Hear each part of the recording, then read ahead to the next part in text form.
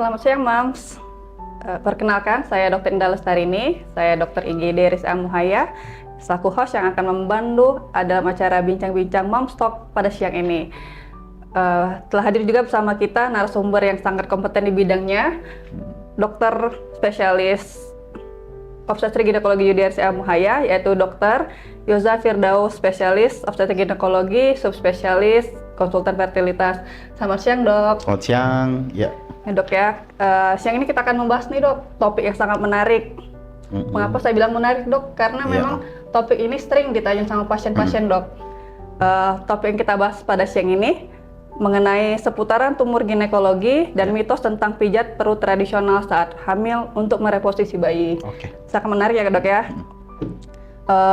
Mungkin ini, Dok, dokter, masyarakat, mungkin pasien mams-mams juga pengen tahu apa sih yang dimaksud tumor ginekologi, Dok? Ya, tumor ginekologi itu ya, jadi yang harus kita pahami dulu adalah organ reproduksi ya, atau yang di sini dalam keilmuannya disebut ginekologi ya, di mana itu terdapat adanya saluran ovarium, ada ovarium atau indung telur, ada rahim itu sendiri, bergerak lagi ke bawah itu menuju leher rahim, vagina, dan bagian keluarnya. Jadi tumor saluran reproduksi itu adalah tumor yang tumbuh pada bagian-bagian yang saya sebutkan tadi, sehingga bisa mempengaruhi fungsi dan menimbulkan gangguan pada fungsi dari organ tersebut.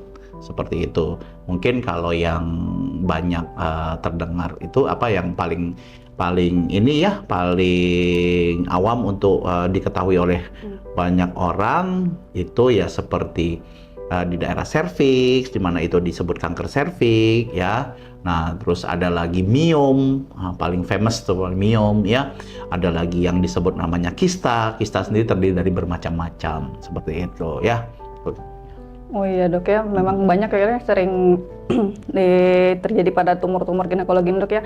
Kira-kira apa sih, Dok, penyebab yang sering menyebabkan terjadinya tumor-tumor ini supaya mams tuh pada aware gitu, Dok?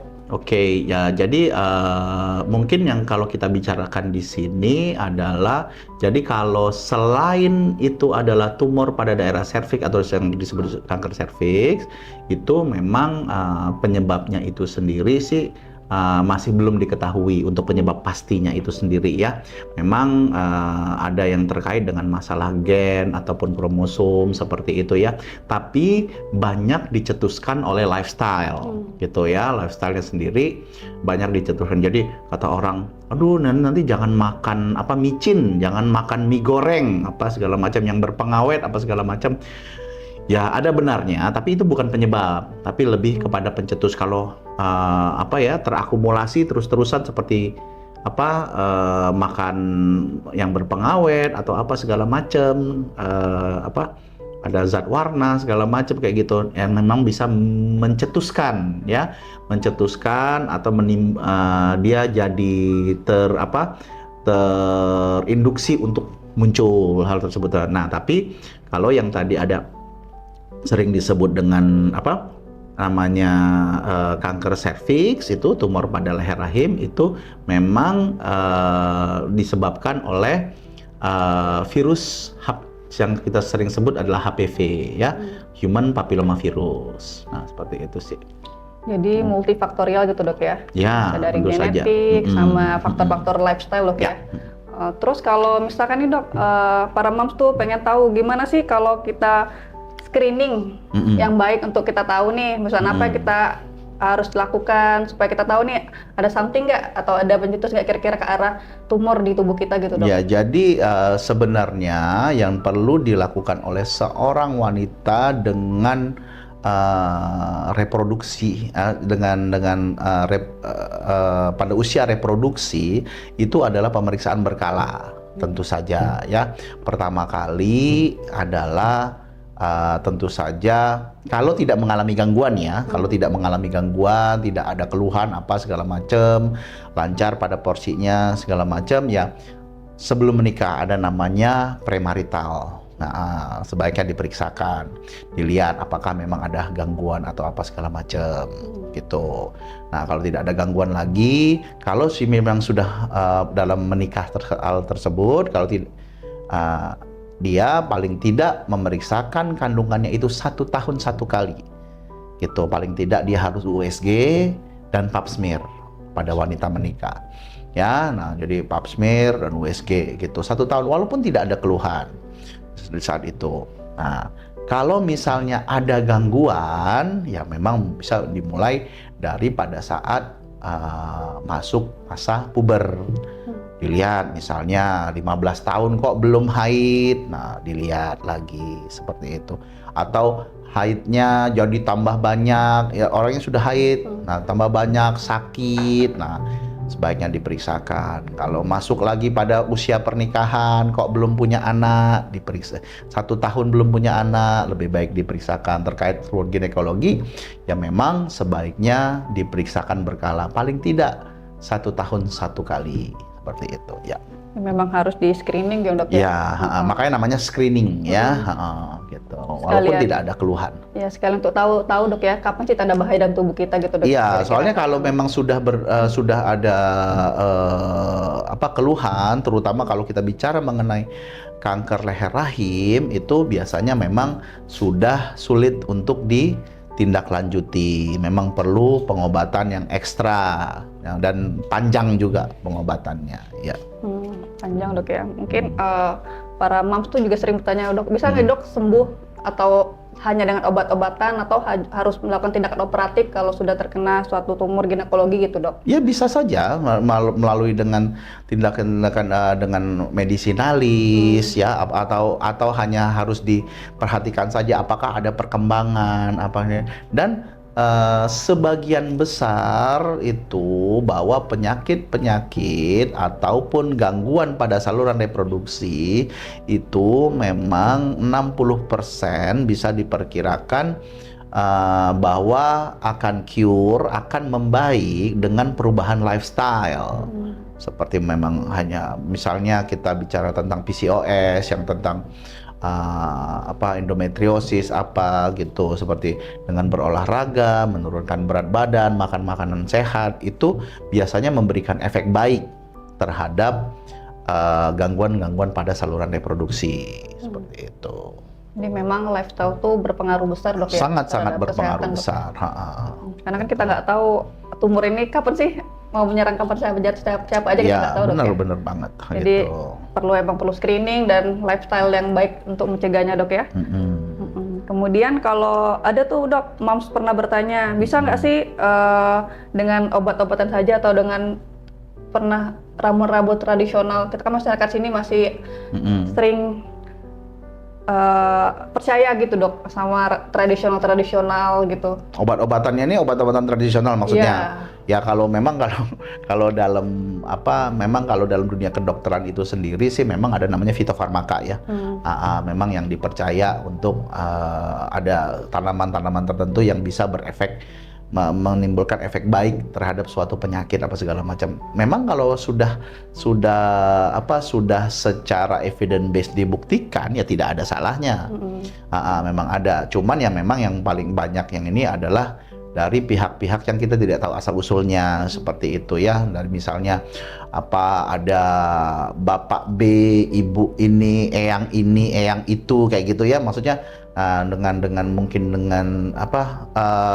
yang paling banyak terjadi mungkin bukan efek langsung buruk ya terhadap hal tersebut, tetapi dikarenakan mengkonsumsi ramuan-ramuan tersebut pengobatan yang bersifat yang bersifat medisin yang dari dokter segala macam ditinggalkan sehingga proses dari penyakit tersebut berkelanjutan. Misalnya dia punya miom tadinya mungkin kecil 2 cm, tidak mengganggu segala macam, tapi karena ketakutan yang berlebihan dia pergi ke pihak tertentu untuk menjalani pengobatan misalnya alternatif dengan diurut-urut segala macam sehingga miomnya terbiarkan gitu loh, sehingga waktu kembali lagi untuk diobati sudah masuk pada stage tertentu yang kita juga sudah sulit untuk menanganinya. Jadi ya bisa dikatakan pengabaian lah, pengabaian dari penyakit tersebut gitu loh. Memang kan sudah ada penelitian bahwa ya sifat yang alternatif itu sendiri memberikan endorfin ekstra. Biasanya jadi seneng, jadi ini apa segala macam, lebih percaya lah ya, lebih percaya dengan mungkin ya orang pintar lebih berwibawa daripada dokter ya. Jadi sering menimbulkan asumsi-asumsi yang menimbulkan seperti sehat, sugestif gitu. yang sehat gitu loh pada seorang pasien seperti itu. Intinya kalau ada sudah terjadi sesuatu dalam tubuh kita, baiknya langsung dikonsultasikan ke ahlinya dok ya? Ya, kalau saya sih lebih senang ya kalau memang ibunya punya kepercayaan pada suatu tertentu ya silakan saja kalau memang mau, tapi tetap pengobatan medisnya jangan ditinggalkan seperti itu. Jadi ya apa salahnya dua-dua seperti itu. Satu lagi nih dok, yang paling sering tanyaan moms dok, masalah kalau udah kena tumor ginekologi nih dok, bisa nggak sih dok, masih bisa nggak chance buat hamil gitu dok? Ya tentu saja bisa. Nah, tumor ginekologi ini adalah salah satu penyebab dari munculnya adanya ketidaksuburan di sini ya. Entah itu paling sering adalah dari distorsi anatomi namanya. Jadi anatominya itu sendiri berubah. Ya, mestinya jalannya lurus, ini jalannya jadi berkelok-kelok atau jalannya tertutup sama sekali. Jadi ada distorsi anatomis. Distorsi anatomis inilah yang harus kita perbaiki. Nah, biasanya bila kita misalnya ada tumor di situ, misalnya ada tumor, misalnya miom lah kita katakan, seorang wanita mengalami miom di situ, belum punya anak juga, ada keluhan segala macam. Kita ambil miomnya, resolve. Pasiennya pun akan mendapatkan manfaat dari situ ya, mungkin gejala yang selama ini dia rasakan hilang, dan juga biasanya sih kita tidak memerlukan suatu teknik tertentu yang seperti apa gitu untuk bisa hamil. Biasanya dia akan hamil sendiri karena kenapa?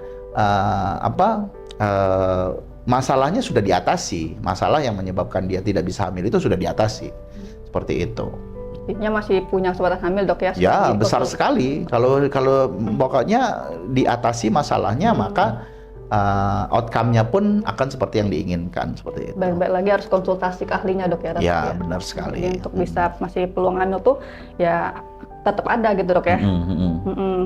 Kemudian dok, ya menarik sekali sih dok masalah tumor ginekologi ini kan. Kemudian ada topik lain dok yang nggak kalah seru nih, yang sering terjadi dok. Sering banget moms atau pasien datang tuh tanya tentang mitos tentang pijat dok. Apalagi yang sering dipercaya oleh masyarakat awam sekarang ini. Dari dulu sih sampai sekarang masih. Kalau posisi bayi itu bisa diubah dengan dipijat-pijat gitu dok. Itu gimana dok menurut dokter? Ya kalau pijat, terutama pada perut ya. Pada perut ya sebenarnya bukan hanya pada wanita hamil, pada wanita yang tidak hamil pun sebaiknya tidak kayak gitulah. Pijat itu ya karena kenapa? Karena kalau di dalam perut itu tidak ada jaringan penyangga ataupun jaringan pelindung untuk untuk melindungi organ-organ di dalam abdomen atau dalam perut. Misalnya kita pijat tangan, ataupun sekalipun pijat kepala lah, pijat kepala di situ ada tulang tengkorak, ya, ada kulit yang melindungi gitu loh dari istilahnya trauma langsung. Trauma langsung itu kontak langsung antara tenaga dari sang pemijat dengan organ-organ yang di dalam perut itu sendiri. Ya seperti yang kita ketahui, kita ke yang tidak hamil dulu lah, yang sebagai yang paling simpel ya. Di situ ada pembuluh darah kecil. Ya, mungkin di situ ada tumornya, ada ini apa segala macam. Dia langsung mendapatkan force atau tenaga dari dari pemijat sehingga bisa menyebabkan dari mikrotrauma sampai makrotrauma. Nah, dari trauma yang sifatnya mikro sampai yang besar seperti itu mungkin terjadi pecahnya pembuluh darah ya, karena langsung organ yang atau pecah, ada tumor situ pecah apa segala macam seperti itu ya. Nah, sehingga menimbulkan pada perlengketan. Nah, perlengketan menimbulkan apa? Nyeri dari selain perlengketan apa? Ya distorsi anatomi tadi. Ya mungkin dia tadinya tidak ada gangguan apa-apa, cuma nyeri sakit-sakit aja, cuman karena dipecahkan, diiniin apa segala macam, ada perlengketan di situ jadi nggak bisa hamil. Nah, lebih lagi bila ada bayi yang di situ. Bila ada bayi di situ, jangan lupa di situ selain ada bayi juga ada plasenta gitu ya. Jadi kalau ada urut di situ, langsung tenaga dari dari pemijat langsung mengenai dari rahim pasien. Dari rahim pasien di situ juga bisa menyebabkan menimbulkan kontraksi. Mungkin dia kalau di 39 minggu aja nggak apa-apa. Tapi kalau dia misalnya di usia-usia masih 6 bulan, 7 bulan gitu, ibunya mau ngelahirin ya anaknya belum siap gitu ya. Tapi di 9 bulan pun gimana? Ya nggak boleh juga karena apa? Ada plasenta di situ. Ada plasenta di situ. Kalau kita merangsang untuk terjadinya lepas plasenta, ya langsung terputus antara bayi sama ibunya. Nah, yang menyebabkan yang sering sekali yang terjadi adalah kematian janin dalam rahim. Ya, udah 9 bulan, udah ini baru habis kemarin diurut dok. Ternyata nggak ada lagi denyut jantungnya, padahal ibunya masuk pada usia 9 bulan. Kan sayang sekali hal yang seperti itu. Jadi ya sebaiknya memang kalau mau urut punggung, tangan, kaki monggo. Tapi kalau udah langsung berpengaruh, karena di perut itu sendiri tidak ada jaringan pelindung. Jadi langsung organ yang terkena di situ, organ dalam perut ya. Jadi kalau untuk sekedar relaksasi nggak apa-apa dok ya? Nggak apa-apa, karena tujuan dari pijat itu sendiri adalah dimanapun itu adalah relaksasi, pelemasan di situ. Nah, supaya bukannya memperbaiki struktur.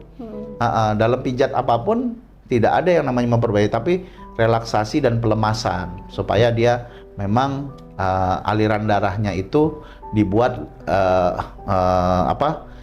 ototnya dibuat lebih lemas, lebih aliran darahnya lebih teratur, lebih ini segala macam. Tapi tidak ada merubah struktur ototnya harus ke sini, ininya harus ke sini, tidak boleh yang seperti itu saya rasa ya. Walaupun mungkin untuk dokter ortopedi lebih tahu kalau untuk itunya segala macam. Tapi kalau di bidang ini sendiri ya memang tidak boleh. Jadi Mams untuk pijat untuk mereposisi bayi itu sebenarnya tidak sarankan ya Mams. Kalau sekedar hanya untuk relaksasi nggak apa-apa dok ya. Ya jangan di bagian perut. Jangan di bagian perut. Karena banyak sekali resiko dok ya. Kemudian ada juga dok yang mitos atau fakta yang sering berkembang, benar nggak sih dok pijat itu membantu untuk melahirkan supaya normal? Biasanya kan pasien tuh Mams tuh banyak sudah trimester ketiga pijat-pijat, kata tukang urutnya ini nih mempermudah untuk lahir normal nih kalau dipijat. Itu mitos ya kalau ya itu pasti mitos, pasti gitu loh. Cuman kan memang para Mams pasti tahu ya kalau memang sudah dengan kehamilan 9 bulan di mana badannya sudah berubah bentuk seperti itulah ya, membawa perut segitu besarnya kayak gitu ya. Dia pinggangnya juga ini seperti apa ya, mungkin kalau untuk itu diperbolehkan ya supaya lebih bergeraknya lebih enak, ininya lebih enak segala macam. Makanya kan kalau salah satu teknik persalinan itu adalah ayahnya biasanya disuruh pijetin punggung ibunya, ya kan? Iya. Nah, fungsinya apa? Fungsinya untuk terjadi bonding di situ, ya, terjadi bonding satu. Nah, nomor 2 juga agar ibunya lebih rileks, lebih santai seperti itu. Dianjurkan untuk tapi malah kalau pada persalinan bapaknya disuruh mijet di situ loh. Punggung biasanya kan disuruh pijetin supaya memang ibunya lebih bersemangat untuk bisa melalui persalinannya tersebut. Dari segi psikologis juga untuk support ibunya seperti supaya mempermudah dok ya. Jadi memang masalah urut ini nggak ada habisnya gitu dok pijat dok ya. Masyarakat karena kan masih sering banget percaya, bagi masyarakat kalau sudah masuk itu misalkan yang kurang pengetahuannya selalu percaya sama pijit-memijit gitu dok ya. Jadi kita harusnya lebih aware Mams, kita harus konsultasi apapun yang terjadi dalam kehamilan kita, sebaiknya kita harus konsultasi kepada ahlinya, pada dokter spesialis obstetrik ginekologi, dan tidak disarankan untuk memijat-mijat untuk merubah pada posisi bayi dalam kandungan karena itu berbahaya ya Mams ya dok ya. Kemudian nih dok, ada pertanyaan juga dari netizen dok. Oh ini masalah turun peranakan. Ya. Itu gimana sih dok? Kalau dari segi medis, turun peranakan itu diterapi dengan terapi pijat karena banyak sekali dalam masyarakat kita mengenal istilah turun peranakan setelah melahirkan dan bisa diselesaikan dan dituntaskan dalam tukang pijat dengan diurut-urut untuk naikin peranakan. Gimana gitu dok? Ya enggak, ya, itu sih tidak disarankan juga. Maksudnya kan itu kan pokoknya bagian di rongga abdomen, rongga perut itu jangan ada tindakan pemijatan di daerah di situ ya. Kalau untuk turun perut apa segala macam sebenarnya kalau untuk memperbaiki posisi ya tidak perlu. Kan hanya harus sabar menunggu dari rahim itu akan mengecil sendiri. Kalau dok tidak enak, ya iya, karena habis melahirkan sendiri itu rahimnya masih besar, tentu saja masih besar gitu loh. Jadi ada tidak enak di perut ya nggak apa-apa, tapi jadi ada namanya fase mobilisasi di mana penyembuhan itu sendiri setelah kala 4, setelah dia itu 1 kali, 2 kali 24 jam itu ya harus ada fase mobilisasi agar gimana? Agar kembali fisiologis, kembali pada fungsinya seperti itu. Kalau rahim ya tunggulah sampai 40 hari dia memang mengecil pada porsinya sendiri. Jadi tidak perlu diurut-urut, dan pada rahim itu sendiri dia sudah ada penggantung di situ. Dia sudah ada jaringan pengikat yang di situ yang berfungsi secara baik kayak gitu. Asalkan memang turun peranakan. Ya, mungkin kita bicara tentang prolaps ya. Prolaps. Nah, tapi itu butuh force yang sangat kuat gitu loh. Misalnya wanita yang melahirkan ada glande parah gitu loh, glande multipara gitu. Udah 10 kali melahirkan, kerjaannya juga mungkin kuli panggul pasar baru bisa turun. Tapi kalau ya wanita-wanita sekarang 2, 3 ngelahirin secara normal, kerjaannya juga mungkin ibunya ke mall aja kayak gitu ya, nggak akan sampai sebegitunya lah, seperti karena memang dia punya jaringan ikat yang sudah sangat kuat seperti itu. Jadi nggak perlu lah diurut-urut dalam perut gitu apa sekarang. Tapi kalau misalnya di belakang pada daerah bokong apa segala macam, monggo silakan. Cuman kalau di daerah abdomen di mana dia tidak ada lapisan pelindungnya, hanyalah bagian otot saja gitu. Walaupun ibunya fitnessan apa segala macam, itu akan langsung mengenai organ-organ di dalam perut. Di situ ada ginjal, di situ ada, walaupun ginjal dia agak di area belakangnya ada usus gitu, ada rahimnya juga apa segala macam di situ. Jadi itu. Memang sebenarnya tubuh kita sudah punya mekanisme sendiri dok ya, untuk mengembalikan sesuatu yang sudah dengarkan tadi kembali ke semula, walaupun semua butuh waktu dok ya. Butuh waktu aja. Namanya dan itu nggak lama gitu. Jadi para moms memang baiknya tidak melakukan urut-urut pijat-pijat tradisional, baik untuk merubah posisi, baik untuk merangsang agar bisa lahir normal, ataupun dalam keadaan kondisi yang dikatakan turun peranakan. Mungkin turun peranakan maksud orang nih habis melahirkan ya rasa tidak enak yang ada pada bagian perut bawah, itu sih sebenarnya. Tapi kan itu kan rasa tidak enak aja ya, lebih kontraksinya dok ya, makanya bukan yang emang prolaps dalam bahasa medis tuh dok ya. Iya. Ini bermanfaat sekali dok ya, topik yang kita bahas pada Moms Talk siang ini. Dengan topik ini kita harapkan para moms di rumah, pada masyarakat lebih aware dok ya, seputar masalah kesehatan, terutama masalah tumor ginekologi. Dari tadi yang masalah screeningnya dok ya, masalah lifestyle yang harus kita lakuin untuk mendukung kita untuk tubuh kita supaya sehat dok ya. Jadi kan agar mencegah dari terjadinya tumor-tumor ginekologi dok ya. Kemudian masalah juga mitos pijat urut ini berarti memang tidak benar dan tidak disarankan secara kesehatan dok ya? Ya, benar. Baiknya memang segala hal yang berhubungan dengan kesehatan dikonsultasikan ke ahlinya dok ya. Kalau hamil kan konsultasikan kepada dokter spesialis kandungan dok ya. Jadi tidak membahayakan baik dari ibu maupun dari anaknya dok ya. Saya rasa topik ini sangat menarik dan semoga bermanfaat. Ada lagi dok masukan yang mau disampaikan pada mom semua supaya baik. Mungkin untuk Mams ya terkait dengan topik yang hari ini, yaitu maksudnya untuk lebih, walaupun tidak ada keluhan ya, tadi yang seperti saya bilang adalah screening tiap bulan, tiap 1 tahun sekali paling tidak harus pap smear, harus USG, atau paling tidak ya IVA lah ke puskesmas 1 tahun 1 kali. Nah, jangan lupa juga mungkin bila ada mau vaksin kanker leher rahim boleh nanti sudah dijalan, sekarang juga lagi digalakan ya. Sekarang pemerintah lagi menggalakkan juga untuk bisa vaksin HPV pada anak-anak mulai dari umur 9 tahun. Nah, ya dari situ sudah mulai digalakan untuk bisa menerima vaksin. Kalau nggak salah saya 2 kali kalau untuk anak-anak yang belum menikah, seperti itu, agar memang Indonesia ini generasinya terlindungi dari kanker leher rahim seperti itu. Karena sekarang saya rasa untuk kanker leher rahim juga sudah masuk pada kanker nomor 1 saya rasa, selain kanker payudara.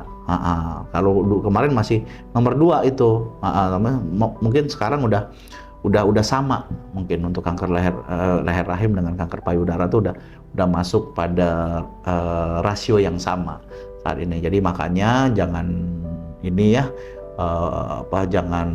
jangan sungkan untuk memeriksakan kandungannya, jangan tunggu ada keluhan dulu ya. Nah, sebaiknya harus langsung periksakan, paling tidak berkala seperti itu ya. Itu aja. Penting sekali dok ya. Demikian Moms bincang-bincang kita pada kesempatan ini dengan topik yang sangat menarik dengan narasumber yang sangat kompeten di bidangnya. Semoga memberi manfaat bagi kita semua, terutama Moms semua dan masyarakat kita semua, masyarakat Indonesia dan masyarakat Bangka Belitung. Terima kasih dokter atas topik yang sangat menarik dan pemberian wawasan terhadap Moms semua. Terima kasih atas perhatian Moms semua. Sampai jumpa di lain kesempatan. Selamat siang. Terima kasih dok. Terima kasih.